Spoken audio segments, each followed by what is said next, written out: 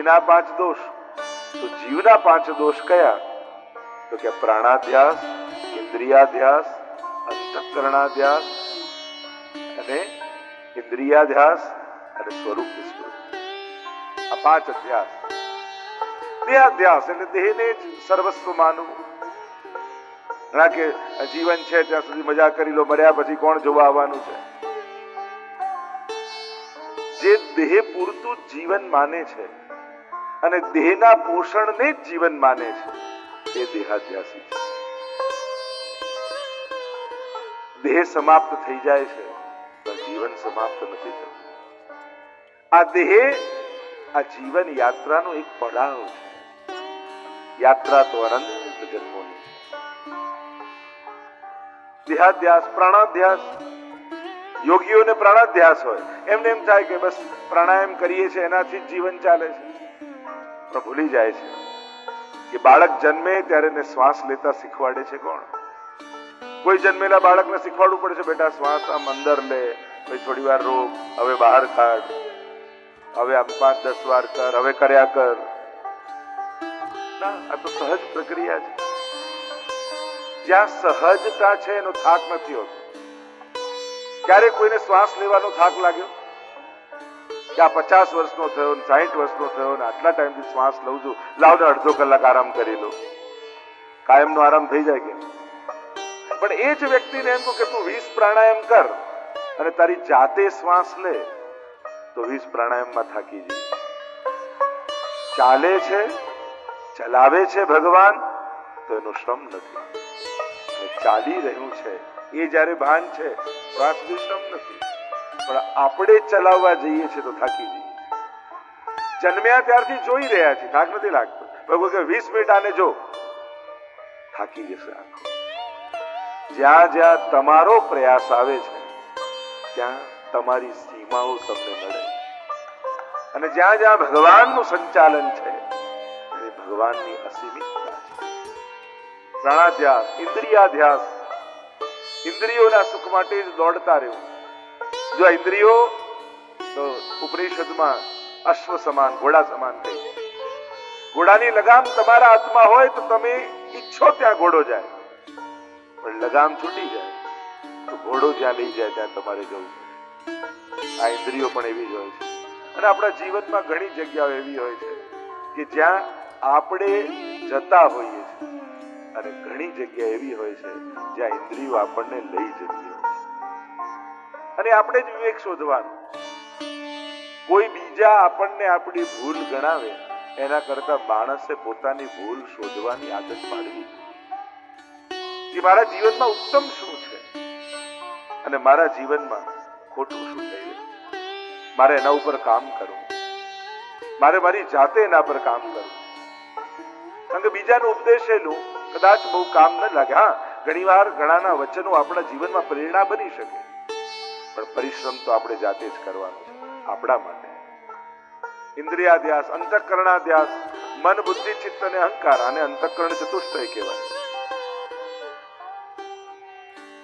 સ્વરૂપ વિસ્મૃતિ, 5મો અધ્યાસ કયો? પોતાના સ્વરૂપનું અજ્ઞાન. હું કોણ છું એ વાતને ભૂલી જવું, એ પણ એક અધ્યાસ છે. કારણ કે આપણને તો દુનિયાએ જે નામ આપ્યું ને, જે કામથી કે આપણા પદથી જે રીતે દુનિયા આપણને ઓળખે, આપણે એને જ આપણી ઓળખાણ માનીએ. સાચા અર્થમાં આપણી ઓળખાણ તો કંઈક જુદી છે. હમણાં એ ચર્ચામાં ન જતા, ગઈકાલે જે આપણે દર્શન કરી રહ્યા હતા, અનેકવિધ અસુરોને પ્રભુએ માર્યા. આ દરેક અસુરો જુદા જુદા અધ્યાસના મૂર્તિમંત રૂપો હતા. જેમ ધેનુકાસુરને પ્રભુએ માર્યો, તે ધેનુકાસુરને જ નથી માન્યો. ધેનુકાસુર એ દેહાધ્યાસનું રૂપ છે. અને જ્યારે ધેનુકાસુરને પ્રભુ મારે છે તો સમસ્ત વ્રજભક્તોના દેહાધ્યાસને સમાપ્ત કરી દે. ઇન્દ્રિયાધ્યાસ એવા કાલીય નાગનું દમન કરે છે, ત્યારે કેવલ કાલીયનું દમન નથી થઈ રહ્યું, વ્રજભક્તોની ઇન્દ્રિયોનું દમન થઈ રહ્યું. આમ ગઈકાલે આપણે ગોવર્ધન યાગની કથા સુધી પહોંચ્યા હતા. ગિરિરાજ યાગની કથાનું દર્શન આપણે કરી રહ્યા હતા. નંદ બાબાને ગોવર્ધન પૂજા કરવાનું કહ્યું. આ ગિરિરાજ બાવાનું મહાત્મ્ય કૃષ્ણ ભક્તિ માટે બહુ વિશેષ છે. જે કૃષ્ણ ભક્તો છે, જે વ્રજ અનુસાર વ્રજ ભક્તોની ભક્તિ કરે છે, એ રીતે પ્રભુને પામવાના પ્રયાસ કરે છે. જો ભક્તો ઘણા થયા, ધ્રુવજી, પ્રહલાદ, નારદ, અમરીશ, અનેક ભક્તો. આપણે કોના જેવી ભક્તિ કરવાની? તો કે જેની ભક્તિ પ્રભુને સર્વથી અધિક ગમી હોય એવી ભક્તિ કરીએ તો પ્રભુને વધારે પ્રિય લાગે.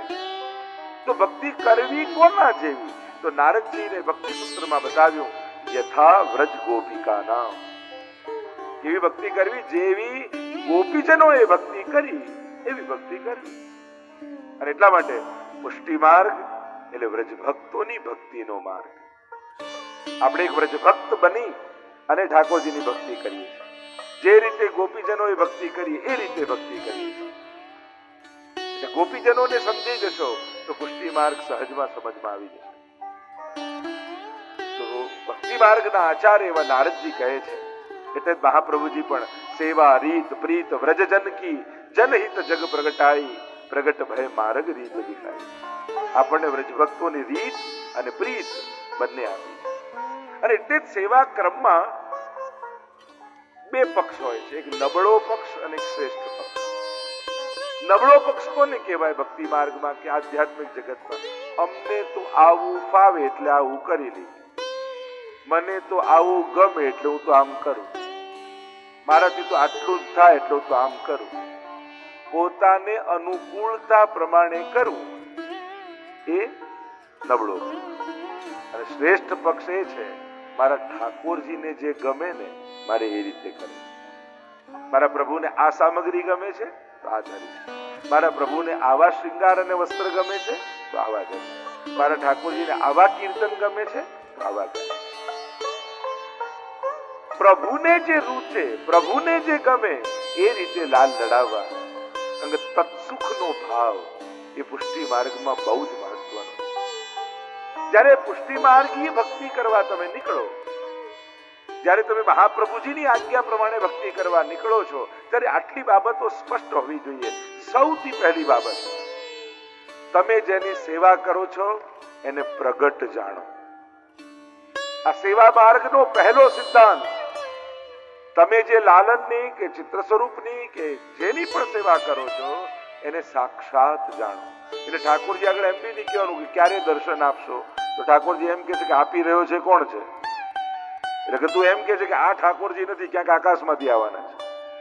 ના, પુષ્ટિ માર્ગી ક્રમ પ્રમાણે સૌથી પહેલો સિદ્ધાંત એ છે, તમે કોઈ મૂર્તિ કે ચિત્રની સેવા નથી કરતા, તમે સાક્ષાત નંદ નંદનની સેવા કરો.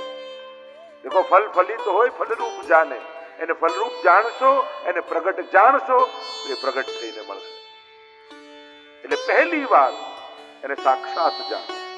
કોઈ આકાશમાંથી આવીને મારા પર કૃપા નથી કરવાના, મારા પર કૃપા જેની સેવા કરું છું એ કરવાના.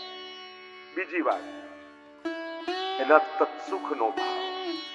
હું શું કરું કે પ્રભુને સુખ થાય? હું કઈ રીતે લાલ લડાવું? જો ઠાકોરજીના મનની જાણનારું કોણ છે? તો મહાપ્રભુજીનું એક નામ છે સર્વોત્તમ સ્તોત્રમાં, શ્રી કૃષ્ણ હાર્દ વિદે નમઃ. ઠાકોરજીના હૃદયની જાણનારા મહાપ્રભુજી છે. અને એટલા માટે મહાપ્રભુજી જે રીતે બતાવે છે એ રીતે આપણે ભગવત સેવા કરીએ. અને મહાપ્રભુજી શું બતાવે છે કે પોતાની રીતે નથી બતાવતા, વ્રજજન વ્રજ ભક્તોની રીત શ્રી મહાપ્રભુજી આપણને આપી. જે ઠાકોરજીને ગમે છે એ રીત આપણને આપી. અને એટલા માટે આપણે ભલે એમ કે પ્રભુ તો ભાવના ભૂખ્યા, ભાવથી જે કરો એ ચાલે. તું તમને કહી ગયા ઠાકોરજી કે જે કરો એ ચાલે? આપણે જ આપણું કામનું ગોતી નહીં. ઘણી વાર અમુક વસ્તુઓનો ને અમુક વાક્યોનો એટલો દુરુપયોગ આપણે કરતા હોઈએ છીએ. આ બે ચાર વાક્યોનો તો બહુ દૂર. એક, મારું દિલ ચોખ્ખું છે એટલે મારે કઈ કરવાની જરૂર નથી. આને વારે ઘડીએ મિસયુઝ કરે. બીજું, ભગવાન તો ભાવના ભૂખ્યા, જે કરો એ ભાવથી છે. કોણે કહ્યું? તમને કહી ગયા? તમને પર્સનલી આવીને કહી જાય તો માનજો ભાવના. આપણું વાત એ છે, ઘણી વાર સારી સારી વાતોનો દુરુપયોગ કરી આપણે આપણને જ છેતરતા હોઈએ. અને એટલા માટે આ બહાના હેઠળ પોતાની કમજોરી યા પોતાનું પ્રમાદ યા પોતાની અનાવડત યા પોતાનું ન કરવાની ઈચ્છા એને ઢાંકવી નહીં. હા, મારાથી આટલું થાય છે એમ કહેવામાં કઈ વાંધો નથી, પણ આપણે આપણી અસમર્થતા નથી બતાવતા. આપણે શું બતાવીએ? એ તો ભાવના ભૂખ્યા એટલે ચાલી જાય. પોતાની અસમર્થતા સ્વીકારો, એમાં કોઈ ના નથી કે ના મારાથી બહુ નથી થતું, હું તો આટલું કરું છું, તો પ્રભુ પ્રેમથી સ્વીકારે છે. પણ આપણા લોજિક ઊંધા હોય. આપણે પ્રભુ ભાવના ભૂખ્યા એટલે જે કરો એ ચાલે. ઉત્તમ પક્ષ એ છે કે જે એને ગમે છે એ રીતે કરો. એટલે જ ઋતુ પ્રમાણે આદિ ભાવ. અને ત્રીજો ભાવ, મારા ઠાકોરજી અતિ સુકોમલ છે, અતિ કોમળ એને જાણીને કરો. તો જે ચર્ચા આપણે કરી રહ્યા છે, કૃષ્ણ ભક્તિ, વ્રજની ભક્તિ, પુષ્ટિ ભક્તિ જેને કહીએ છીએ, એમાં આ બે તત્વોની બહુ જ મહત્તા છે. કૃષ્ણ ભક્તિમાં સીધા કૃષ્ણની કૃપા પ્રાપ્તિનો પ્રકાર નથી.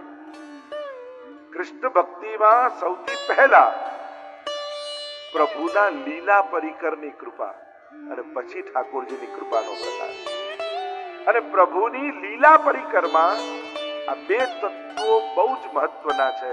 પહેલું તત્વ છે શ્રી યમુનાજી અને બીજું તત્વ છે શ્રી ગિરિરાજજી. આ મૂર્તિમંત પ્રેમના સ્વરૂપ છે, ભગવત ભાવના સ્વરૂપ છે.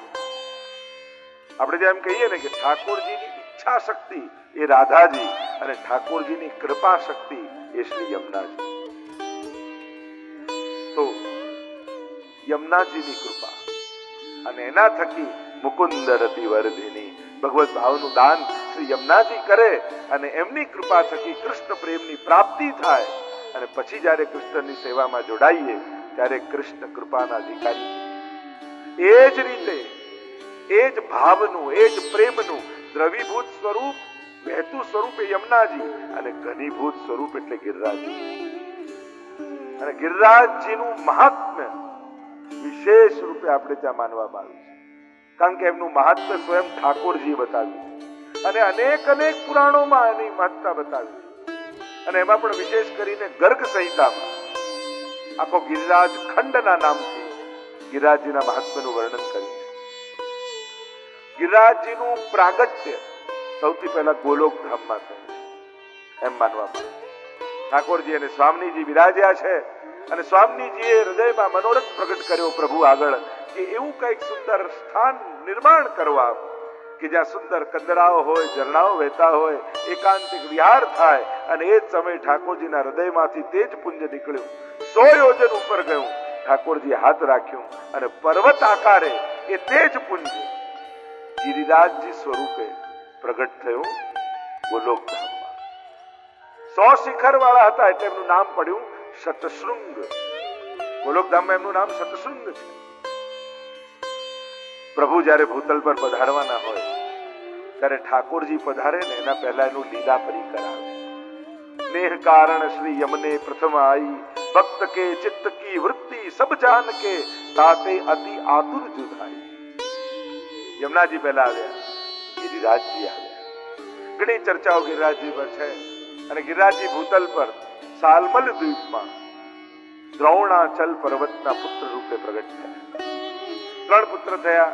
કાંતાનાથ પર્વત જે ચિત્રકૂટમાં છે, બીજા ગોવર્ધન અને ત્રીજા ચરણાદ્રી જે ગુસાઈજીનું પ્રાગટ્ય સ્થળ ચરણાદ છે. એ ચરણાદ્રી ત્યાં વામન ભગવાનના ચરણના ચિહ્નો છે એટલે એને ચરણાદ્રી પર્વત કહેવાય.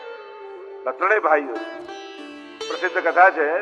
પુલત્સ મુનિ પરિક્રમા કરતા કરતા આવ્યા, ગોવર્ધનને જોયો, કહ્યું કે આને હું કાશી લઈ જાઉં, આની કંદરામાં બેસીને મહાદેવજીની ઉપાસના કરું. આવીને વિનંતી કરી, કહ્યું કે હું તમારી જોડે આવું તો ખરા, પણ એકવાર મને જ્યાં પધરાવશો ત્યાંથી ઊભો નહીં. યોગ બળે હાથમાં લીધા, વચને બંધાયા, ચાલતા ચાલતા બનારસ કાશી તરફ જઈ રહ્યા છે અને વચમાં આવ્યું વ્રજ. થયું કે હું તો વ્રજ માટે જ ભૂતલ પર આવ્યો છું. એટલે ગિરિરાજજીએ યુક્તિ કરીને પોતાનું વજન વધાર્યું, એટલું વજન વધાર્યું કે ઉંચકી ન શક્યા, નીચે પધરાવી દીધા. ફરી નિત્યક્રમથી નિવૃત્ત થઈને જ્યાં લેવા ગયા, કહ્યું કે આપ વચને બંધાયેલા છો, એકવાર મને જ્યાં મૂકશો ત્યાંથી ઊભો નહીં થો. ત્યારે ઋષિને આવ્યો ક્રોધ, તે મારી જોડે છલ કર્યું છે, ત્યારે આવું તું વ્રજ, મને નિમિત્ત કર્યો તો હું તને શ્રાપ આપું છું, રોજ તું તલભર ઘટીશ. એટલે ગિરિરાજ બાબા રોજ તલભર ઘટે છે, એવી કથા કહેવામાં આવે. આમ ગિરિરાજજી વ્રજમાં પધાર્યા. ગિરિરાજજીના બે સ્વરૂપ ભાગવતજીમાં વિશેષ રૂપે વર્ણિત કરવામાં આવ્યા. પહેલું સ્વરૂપ ગોપીજનોએ ગિરિરાજજીનું બતાવ્યું. જો ગિરિરાજ બાબા ભગવાન સ્વરૂપે પણ છે અને ભક્ત સ્વરૂપે પણ છે. અને હજી ત્રીજું સ્વરૂપ ગિરિરાજજીનો જોવા જાવ તો દેવતા સ્વરૂપ પણ છે. અમારો દેવ ગોવર્ધન રાનો બ્રજના દેવતા છે. તો આમ ગિરિરાજ બાબાના એમ જોવા જઈએ તો ચાર સ્વરૂપ, એક પર્વતાકારે, બીજું દેવ રૂપે, કારણ કે જયારે પણ બ્રજમાં જઈએ ત્યારે બે જગ્યાએ પૂજા કરીએ, એક યમુનાજીનું પૂજન, બીજું ગિરિરાજજીનું પૂજન.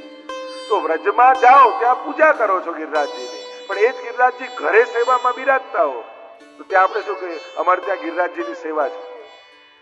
ત્યાં પૂજા નથી કરતા, ત્યાં સેવા કરી. કારણ કે વ્રજમાં દેવતા રૂપે બિરાજે છે, ઘરમાં પ્રભુ રૂપે બિરાજે છે. પ્રભુની તો સેવા થાય. તો દેવતા રૂપ. ત્રીજું રૂપ ગિરિરાજજીનું એ હરિદાસ વર્ય ભગવદીનું સ્વરૂપ. જે મર્યાદા માર્ગમાં હનુમાનજી એ પોતે દેવ તરીકે પૂજાય પણ ખરા, અને રામ કાજ કરવે કો આતુર રામના દાસ પણ છે. તો ભગવાનના દાસ પણ અને ભગવાન રૂપ પણ, બંને રૂપે એમનું આરાધન અને મર્યાદા ભક્તિ એમને સિદ્ધ છે.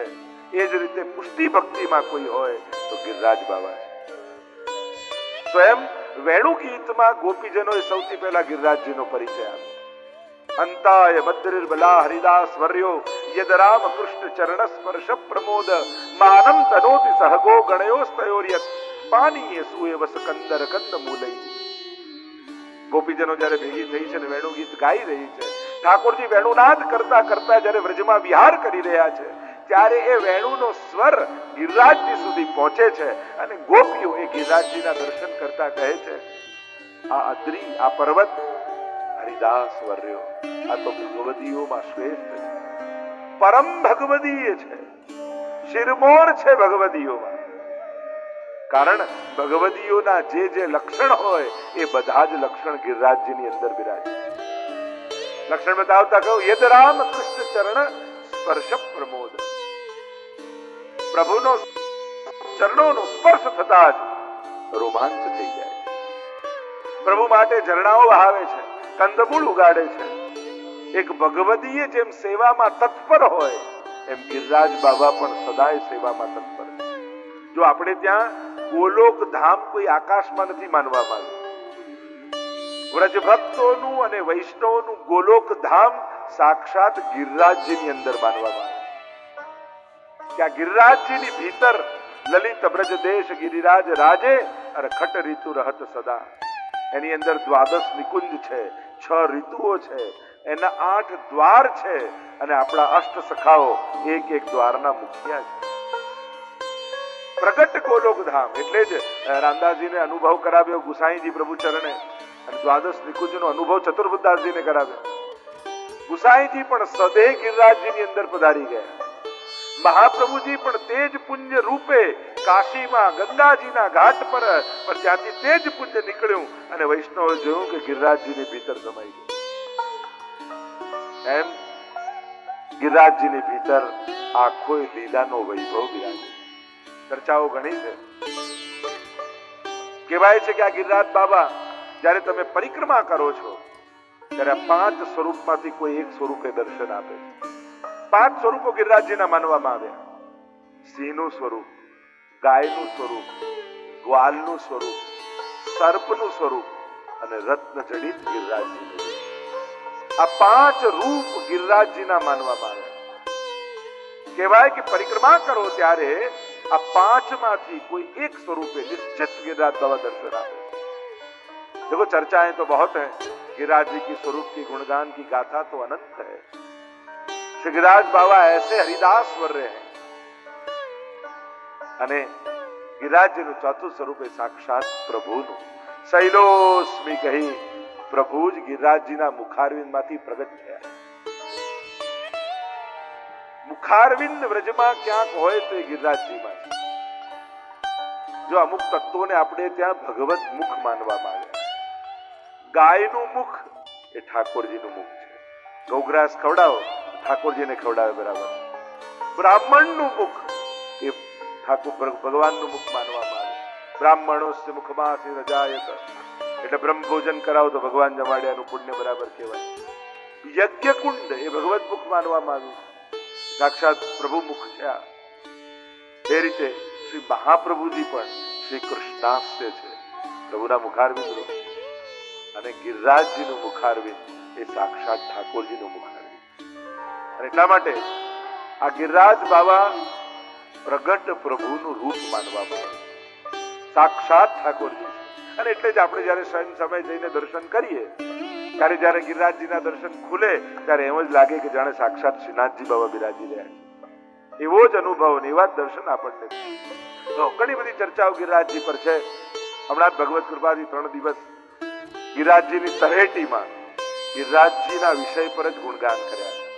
ટૂંક સમયમાં યુટ્યુબમાં આવશે. તો ગિરિરાજજીની ગાથા અને મહત્તા એ મહાત્મ્યયુક્ત પણ છે અને માધુર્યયુક્ત પણ છે. આ બંને ગુણ ગિરિરાજજીમાં છે. મહાત્મને પણ જાણે છે અને માધુર્યને પણ જાણે છે. અહીંયા જ્યારે ઠાકોરજી કહ્યું ઇન્દ્ર યાગ બંધ કરાવીને ગોવર્ધન યાગ કરાવ્યો. ઇન્દ્રને સમાચાર મળ્યા કે મારું અપમાન થયું છે. પ્રલય કાલમાં જે વર્ષા કરે સંવર્તક નામના મેઘોને આજ્ઞા કરી કે જાઓ સમગ્ર બ્રજને ડુબાડી દો. અને આકાશમાં કાળા કાળા વાદળો ઘેરાવા લાગ્યા. ગભરાયા બ્રજવાસીઓ. મોટી મોટી શિલાઓ પડતી હોય એવી વર્ષાની બૂંદો પડવા લાગી. અરે ઇન્દ્ર કૃપાયમાન થયા છે, આખું બ્રજ ડૂબી જશે. ભેગા મળીને ઠાકોરજીના શરણે આવે. જીવનમાં સંકટ આવે, વિપત્તિ આવે તો કોના શરણે જવું? મહાપ્રભુજી આજ્ઞા કરે છે અલ્પાશ્રયો ન કર્તવ્ય, કર્તવ્યો મહદાશ્રય. મહદનો આશ્રય લેવો, અલ્પનો આશ્રય નહીં લેવો. પ્રભુના શરણે આવ્યા. ઠાકોરજીએ કહ્યું આપણે જેનો ગિરિરાજજીનો યજ્ઞ કર્યો છે એ ગિરિરાજ બાબા જ આપણી રક્ષા કરશે.